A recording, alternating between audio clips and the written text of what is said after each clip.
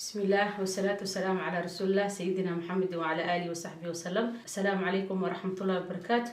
سو دواada walaalaha sharafta leh meel baa dunida u nooshihiin. magacaygu waa Sacdiye Ismaa Cali, kusoo dhawow channelkayga Sacdiye City Soap. maanta waxaan idin wadaa saabuun laga hagaajiyay babayga. waxaan haystaa saliido Bomas oil iyo sodium hydroxide iyo biyaheeda oo la isku daray. marka insha Allah iyo babay powder marka daawasho macaan. saliida Bomas oo olive oil nooc ka mid ah oo 200 gram ah. intan waxaan isku soo daray 25 gram oo sodium hydroxide iyo 57 gram oo biyo ah. marka insha Allah waxaan sameyn doonaa saabuunta oo babay powder haysta 1 gram ah. waan isku darayaa marka insha Allah.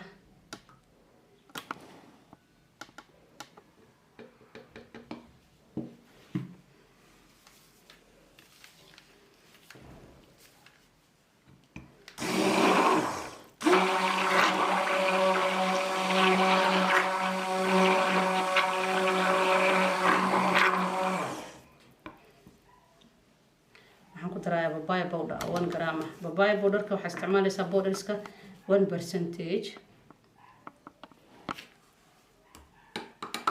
wuxuu ku darayaa qiimo aad u sareeyo oo xagga quruxda ah.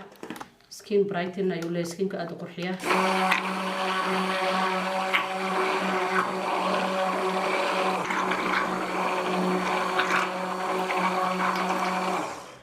si fiican aan isku dhexgelin insha Allah shiidne.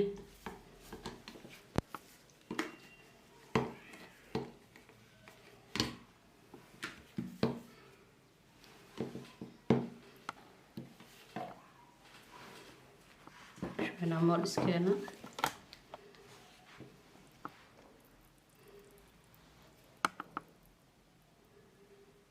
وحلي كلر أو حلي هذا أورنجي عمل أو لايت باباي 1% بلغ بدي كر صابون تجلع أيوة كديجايا وحولي إنزيمز فرا بدن وصابون إمرشن كذا وحولي باي.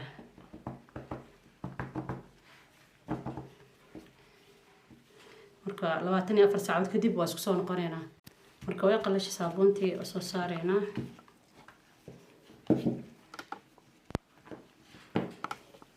saabuun qurux badan.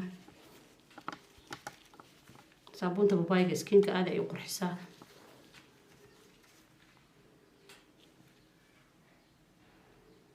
marka waxaan fiirinaynaa leedarkeeda iyo sida u shaqeynayso. leedarkeeda fiirinaynaa marka insha Allah.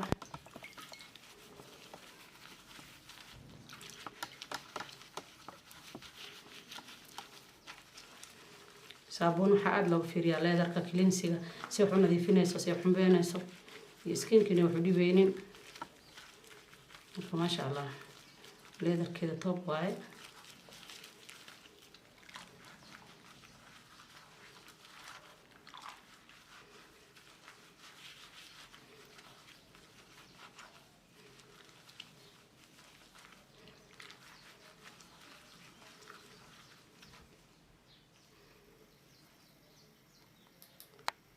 شير قراية أصحابتنا لو ذاك إن شاء الله خير إذا رجينا أرمانتين. والسلام عليكم ورحمة الله وبركاته.